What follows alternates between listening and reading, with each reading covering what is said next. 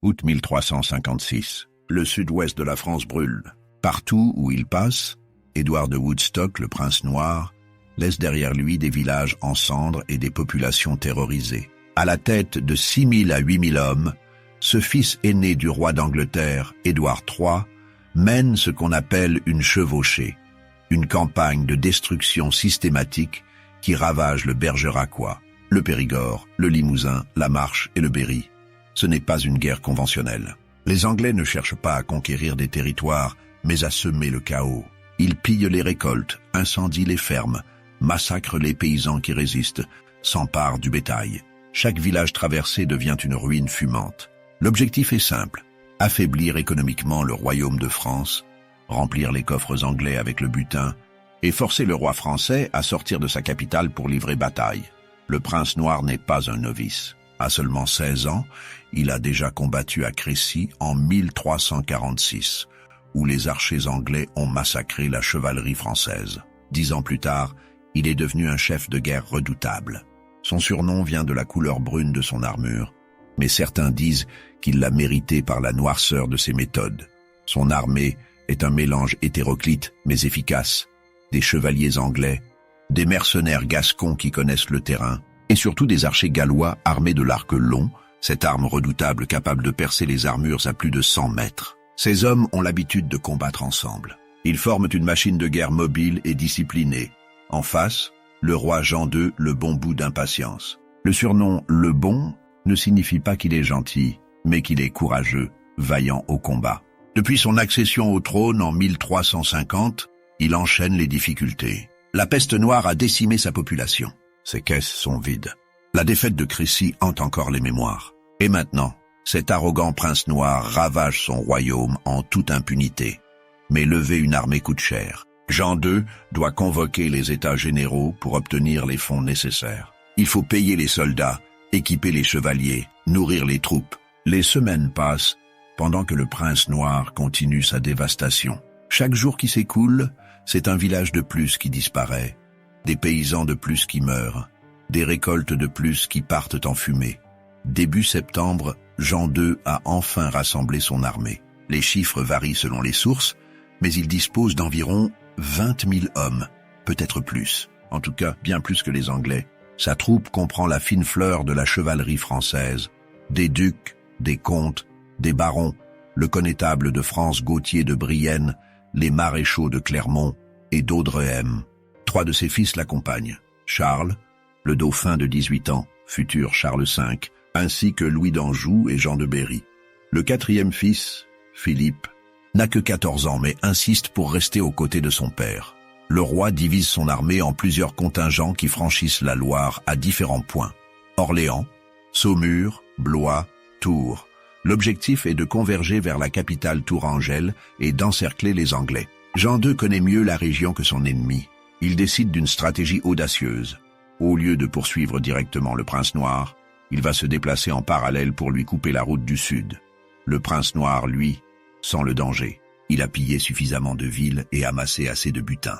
Il est temps de rentrer vers Bordeaux, sa base en Guyenne. Mais il est chargé de trésors. Ses hommes sont fatigués et l'armée française se rapproche. Ses éclaireurs lui rapportent des nouvelles inquiétantes. Les Français sont partout. Mi-septembre, la manœuvre de Jean II fonctionne. Le 16 septembre, il arrive à Chauvigny avant les Anglais et traverse la Creuse. La route vers le sud est coupée. Le prince noir ne peut plus rentrer à Bordeaux. Il ne peut pas non plus remonter vers le nord. L'armée française occupe ses positions. C'est exactement ce que Jean II voulait. Coincer son ennemi comme un rat dans un piège. Le même jour, aux abords de la forêt de Moulières, un contingent anglais d'environ 200 hommes tombe par hasard sur l'arrière-garde française, forte de 700 cavaliers. L'affrontement est brutal. Contre toute attente, les Anglais, bien que largement inférieurs en nombre, anéantissent l'arrière-garde. Le choc psychologique est énorme. Comment une poignée d'hommes a pu vaincre des forces 3 fois supérieures? Les comtes de Joigny et d'Auxerre sont capturés. Ils seront libérés plus tard contre rançon, selon la coutume de l'époque. Quand Jean II apprend que les Anglais sont derrière lui et non devant, il fait faire demi-tour à ses troupes. Le 18 septembre au soir, les deux armées campent face à face, près de Poitiers, sur les plaines de Maupertuis. L'affrontement devient inévitable. Le 18 septembre est un dimanche. Au Moyen Âge, combattre le jour du Seigneur est considéré comme un péché. Le cardinal Talleyrand de Périgord, légat du pape Innocent VI, arrive sur place avec un autre cardinal, Capoccio. Il tente désespérément d'éviter l'effusion de sang. Le prince noir est dans une position terrible. Il le sait. Son armée est épuisée après des semaines de chevauchée. Ses hommes manquent de vivres. Les Français le surpassent numériquement de 2 ou 3 contre 1. Il n'a aucune envie de livrer bataille. Alors il fait une offre généreuse. Il accepte de rendre tout le butin pillé, de libérer tous les prisonniers et de s'engager à ne plus combattre la France pendant 7 ans. C'est une proposition extraordinaire. Le prince noir offre pratiquement sa capitulation. Tout ce qu'il veut, c'est pouvoir rentrer en Guyenne avec ses hommes. Certains commandants français conseillent d'accepter. D'autres proposent une stratégie encore plus prudente. Pourquoi risquer une bataille?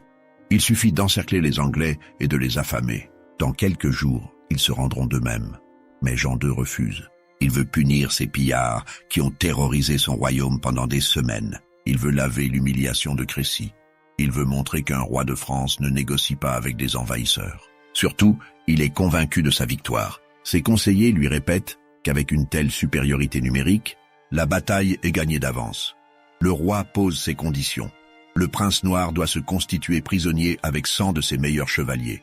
Ensuite, seulement ensuite, on discutera du reste. C'est une exigence inacceptable. Aucun prince du sang ne peut accepter de se livrer ainsi. Édouard de Woodstock répond fièrement que les Anglais ne seront pris que les armes à la main. Les négociations échouent.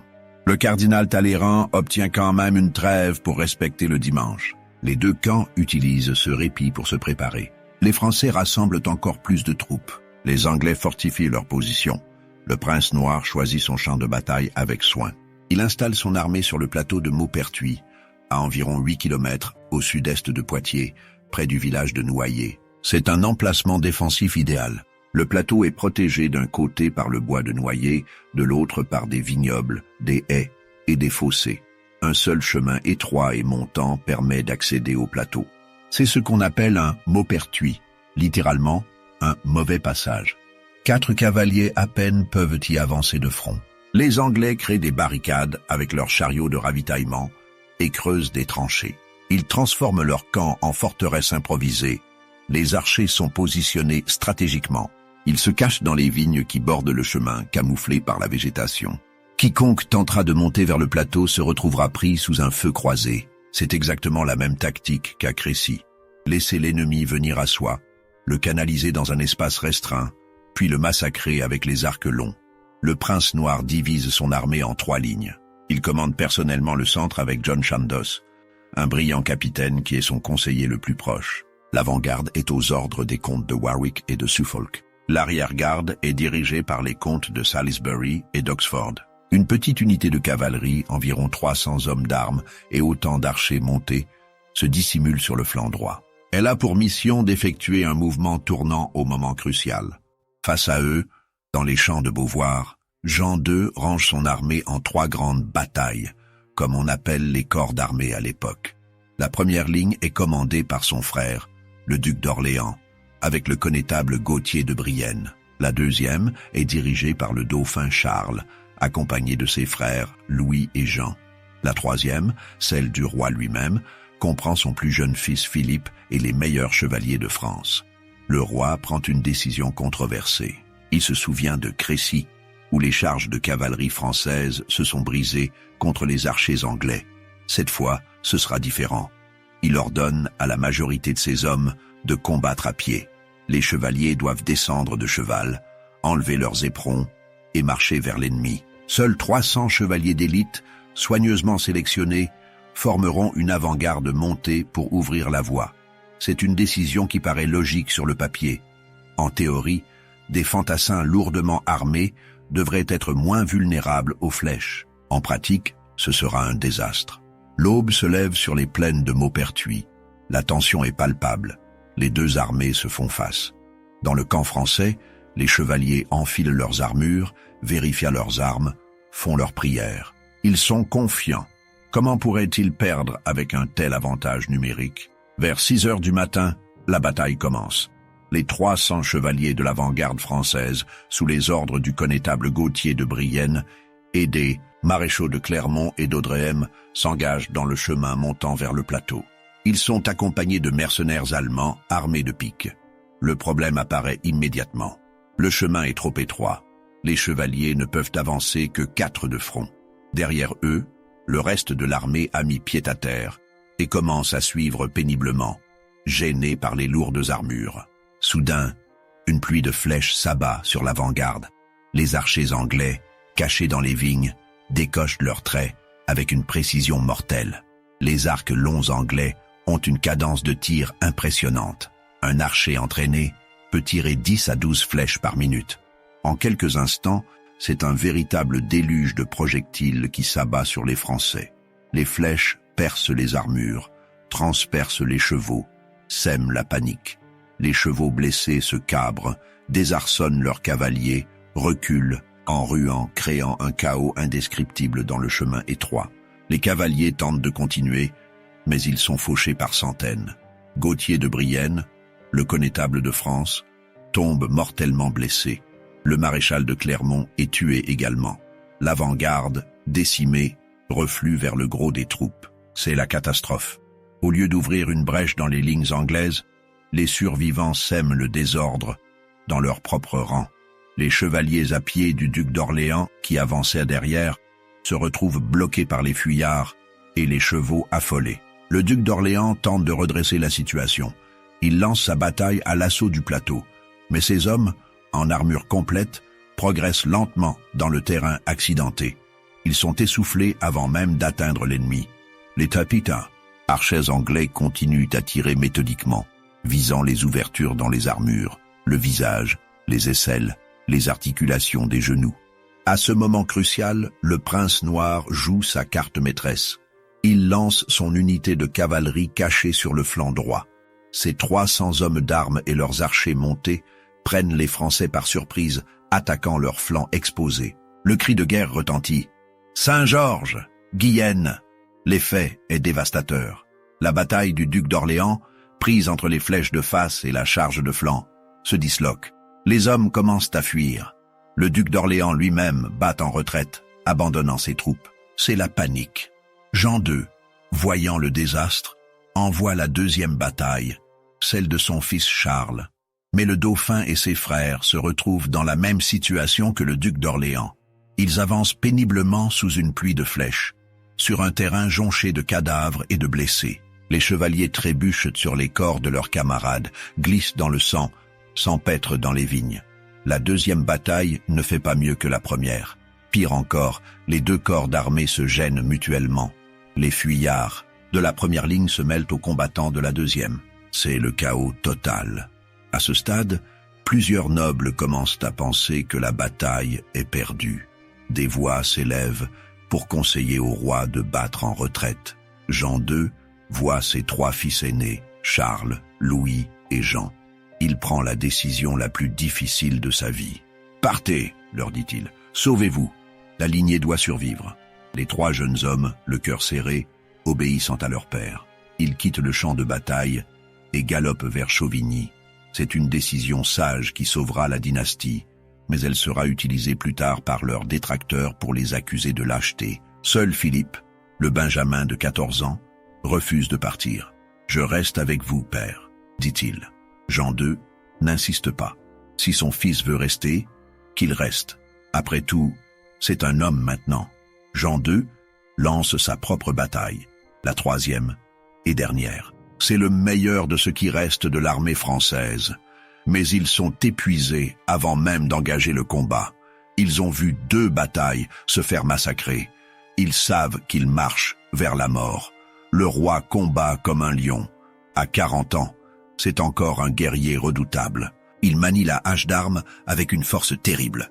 À ses côtés, le jeune Philippe fait ce qu'il peut. « Père, gardez-vous à droite. Père, gardez-vous à gauche !» crie-t-il à chaque attaque. Ses paroles deviendront légendaires. Autour du roi, ses meilleurs chevaliers forment un cercle de fer. Ils ont fait serment de ne jamais reculer. 5 ans plus tôt, Jean II a fondé l'Ordre de l'Étoile, dont les membres s'engagent à ne jamais battre en retraite.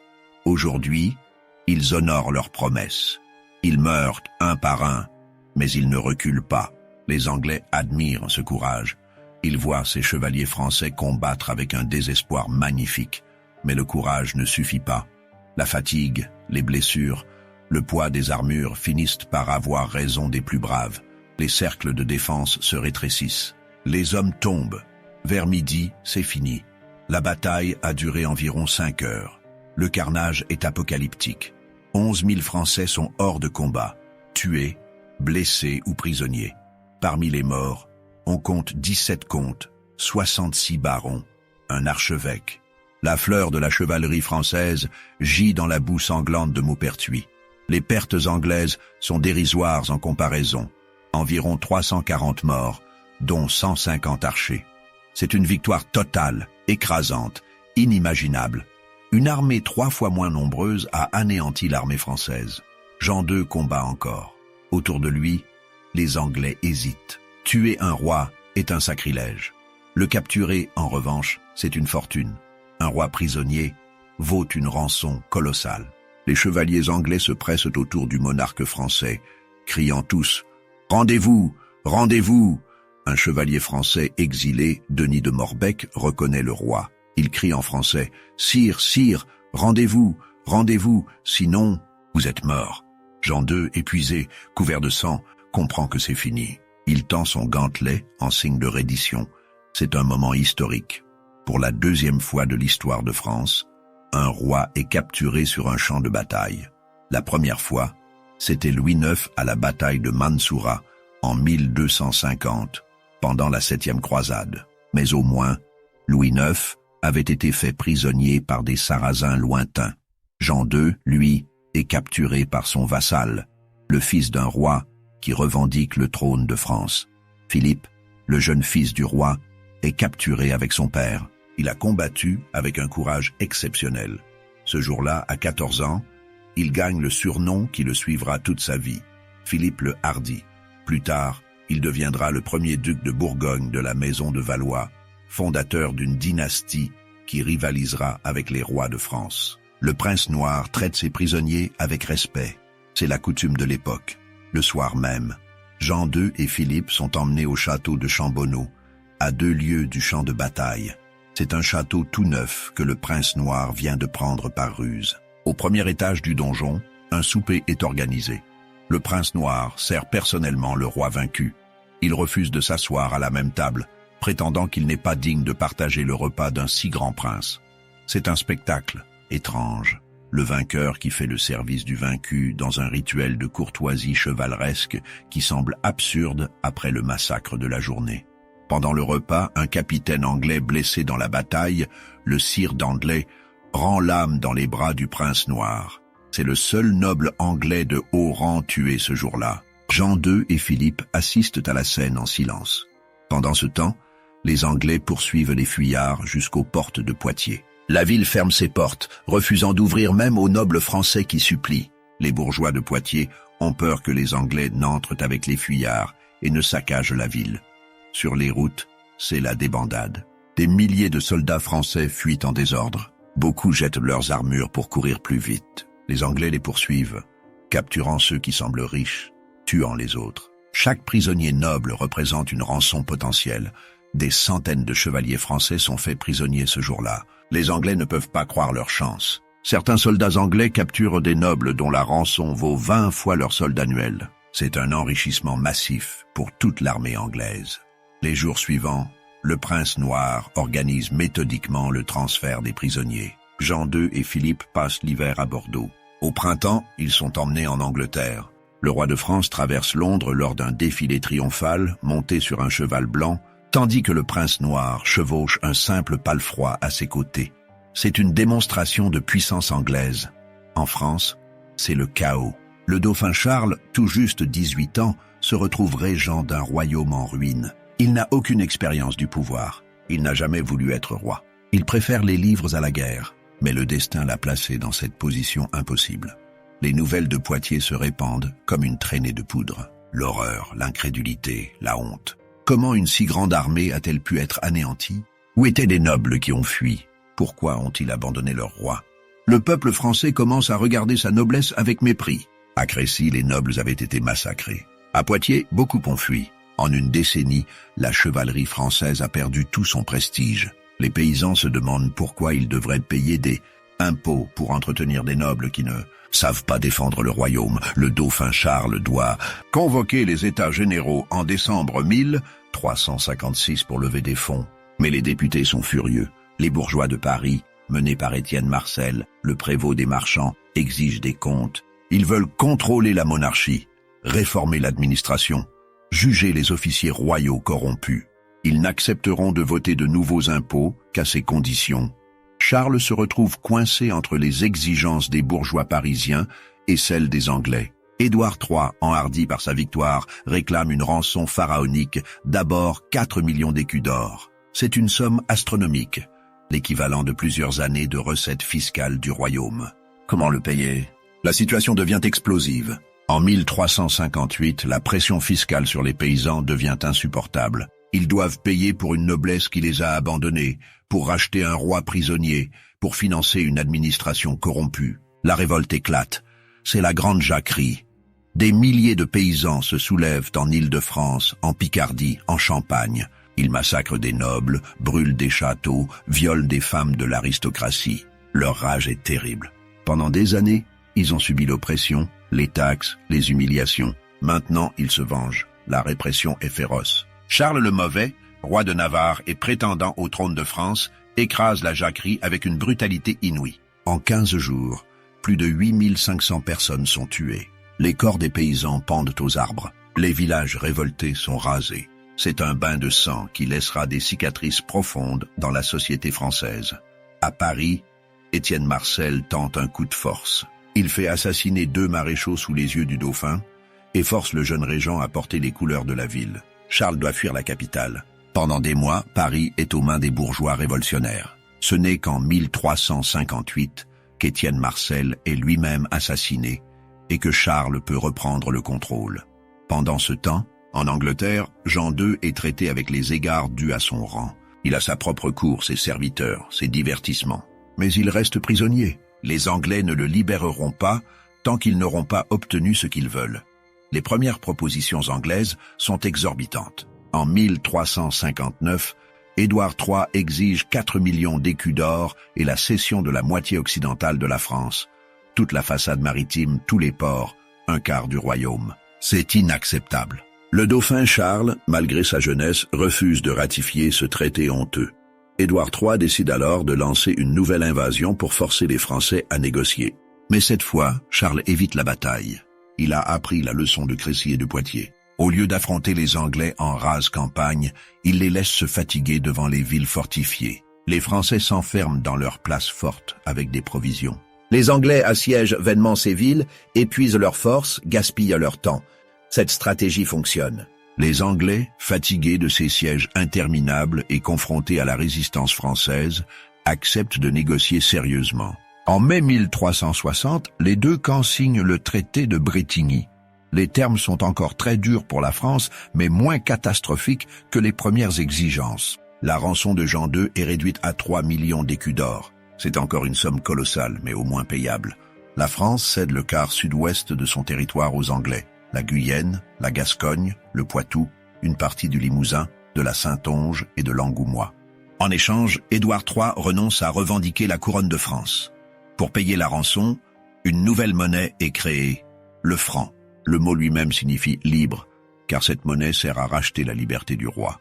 Les premiers paiements sont effectués et Jean II est libéré en 1360. Jean II rentre en France en octobre 1360. Il découvre un royaume brisé. La peste noire, revenue plusieurs fois depuis 1348, a décimé la population. Les campagnes sont ravagées par les chevauchées anglaises et par la jacquerie. Les coffres sont vides. Le prestige de la monarchie est au plus bas. Mais un événement tragique va précipiter son retour en captivité. L'un de ses fils, Louis d'Anjou, qui avait été livré comme otage aux Anglais en garantie du paiement de la rançon, s'échappe en 1363. C'est une violation de l'honneur chevaleresque. Jean II, fidèle à son code d'honneur, décide de retourner volontairement en Angleterre pour remplacer son fils. Ses conseillers le supplient de ne pas partir. Le royaume a besoin de lui. La rançon sera payée, même si cela prend du temps.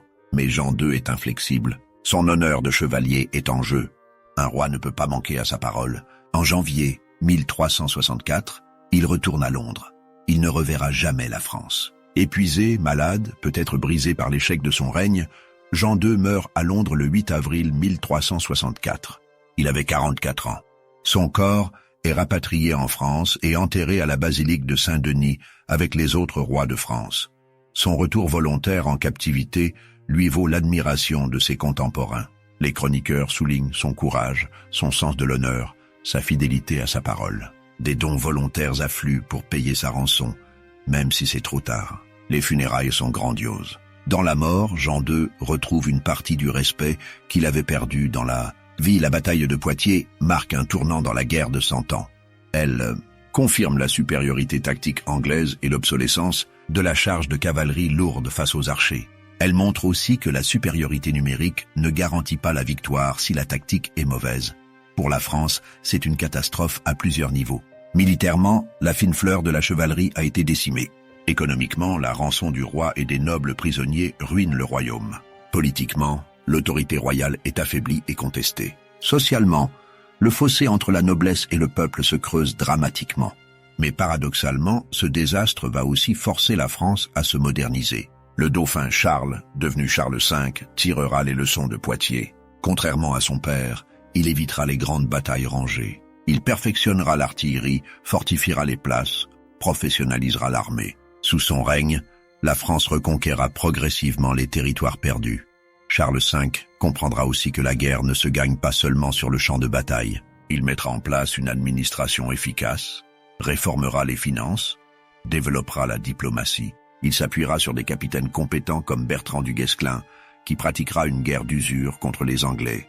Pour l'Angleterre, Poitiers est un triomphe. Le prince noir devient un héros national. Les rançons remplissent le trésor anglais. Un quart de la France passe sous domination anglaise. Pendant quelques années, il semble que les Plantagenets vont réaliser leurs rêves, régner sur la France et l'Angleterre. Mais cette victoire contient les germes de futures difficultés. Les territoires conquis devront être administrés, défendus, payés. La guerre de 100 ans est loin d'être finie. Elle continuera pendant encore près d'un siècle, avec des hauts et des bas, jusqu'à la victoire finale de la France en 1453. Que nous enseigne la bataille de Poitiers? D'abord que le courage ne suffit pas. Les chevaliers français étaient aussi braves que les Anglais, peut-être même plus. Mais ils ont été vaincus par une meilleure tactique, un meilleur commandement, et surtout par une arme révolutionnaire, l'arc long. L'arc long anglais est l'arme qui change la guerre médiévale. Long de 1,5 à 1,8 mètres, fabriqué en if, il peut décocher des flèches capables de percer une armure à 100 mètres. Un archer entraîné peut tirer 10 à 12 flèches par minute. Face à une charge de cavalerie, quelques centaines d'archers peuvent créer un véritable déluge de projectiles qui déciment l'ennemi avant même qu'il n'atteigne les lignes. La bataille montre aussi l'importance du terrain. Le prince noir choisit sa position avec soin. Il force les Français à attaquer sur un terrain qui les désavantage. Le chemin étroit, les vignobles, les haies, les fossés, tout cela ralentit les Français et les expose aux tirs des archers. Elle démontre la valeur de la discipline et de la cohésion. L'armée anglaise, bien que composite, anglais, gascons, gallois, combat comme une unité. Chacun connaît son rôle. Les archers savent quand tirer, les hommes d'armes quand charger. L'armée française, en revanche, manque de coordination. Les trois batailles ne se soutiennent pas mutuellement. Elles attaquent successivement et se font massacrer séparément. Poitiers illustre aussi les dangers de l'orgueil. Jean II avait la possibilité d'éviter la bataille. Il aurait pu accepter l'offre généreuse du prince noir, ou suivre le conseil d'affamer les Anglais. Mais il voulait la victoire totale, l'humiliation de l'ennemi. Son orgueil lui a coûté son royaume. Enfin, la bataille révèle les limites du système féodal. Une armée féodale est une collection de seigneurs avec leurs propres troupes, leurs propres intérêts, leurs propres codes d'honneur. Elle manque de l'unité de commandement nécessaire pour gagner les guerres modernes. Les Anglais commencent à développer une armée plus professionnelle, mieux payée, mieux entraînée. La France devra suivre cette voie. 660 ans plus tard, que reste-t-il de Poitiers? Les plaines de Maupertuis sont redevenues des champs paisibles. Le château de Chambonneau existe encore, témoin silencieux de cette nuit historique où le roi de France y a soupé prisonnier. L'abbaye de Noyers a été restaurée. Des panneaux expliquent aux visiteurs ce qui s'est passé ici un jour de septembre 1356. Mais l'impact de cette bataille dépasse largement l'histoire locale. Poitiers fait partie, avec Crécy et Azincourt, des grandes batailles qui ont façonné l'identité nationale française. Ce sont des défaites, certes, mais des défaites qui ont forcé la France à se remettre en question, à se moderniser, à devenir plus forte. Ces batailles ont aussi nourri l'imaginaire collectif. Le jeune Philippe criant « Père, gardez-vous à droite »,« Père, gardez-vous à gauche », le prince noir servant le roi vaincu, Jean II retournant volontairement en captivité par honneur. Ce sont des images puissantes qui résonnent à travers les siècles. Poitiers marque aussi un moment charnière dans l'évolution de la guerre. C'est l'une des dernières grandes batailles où la chevalerie médiévale joue un rôle central. Après Poitiers, la guerre devient progressivement plus technique, plus professionnelle. Les archers, l'artillerie, les fortifications prennent une importance croissante. Le chevalier en armure brillante devient progressivement obsolète. La bataille influence également la pensée militaire. Pendant des siècles, les stratèges étudieront Poitiers pour comprendre comment une petite armée peut vaincre une force supérieure. L'importance du terrain, de la position défensive, de la discipline, de la coordination. Tous ces principes restent valables aujourd'hui. Le 19 septembre 1356, sur les plaines de Maupertuis, 6 000 à 8 000 Anglais ont vaincu une armée française 2 à 3 fois supérieure en nombre. Ils ont capturé le roi de France, massacré sa noblesse et changé le cours de l'histoire. Ce n'est pas le courage qui a manqué aux Français ce jour-là. Jean II et ses chevaliers se sont battus avec une bravoure extraordinaire. Mais la bravoure ne suffit pas contre une meilleure tactique, un meilleur armement, un meilleur commandement. Poitiers est la démonstration brutale que le monde médiéval est en train de changer. Les vieilles méthodes ne fonctionnent plus. La charge héroïque de la cavalerie, qui avait dominé les champs de bataille pendant des siècles, devient suicidaire face aux archers gallois. La noblesse féodale, qui tire son prestige de ses prouesses guerrières, découvre qu'elle peut être vaincue par des roturiers armés d'arcs. C'est aussi une leçon d'humilité. Une grande armée commandée par un roi brave mais imprudent peut être anéantie par une petite force bien commandée. La supériorité numérique compte moins que la supériorité tactique. L'orgueil mène au désastre. Pour Jean II, Poitiers est une tragédie personnelle. Il voulait laver l'humiliation de Crécy, restaurer l'honneur de la chevalerie française, montrer sa valeur au combat. Au lieu de cela, il a perdu son armée, son royaume et finalement sa vie. Mais dans la défaite, il a montré une dignité qui a forcé le respect même de ses ennemis. Pour la France, c'est le début d'une longue période de troubles. La captivité du roi, la régence chaotique, la jacquerie, la guerre civile. Mais c'est aussi le début d'une transformation. De cette catastrophe naîtra une France plus forte, plus moderne, qui finira par chasser les Anglais et devenir l'une des grandes puissances européennes. La bataille de Poitiers nous rappelle que l'histoire n'est pas écrite d'avance, que les victoires les plus improbables sont possibles, que les désastres les plus complets peuvent être surmontés, et que parfois, c'est dans la défaite qu'un peuple trouve les ressources pour se relever et vaincre.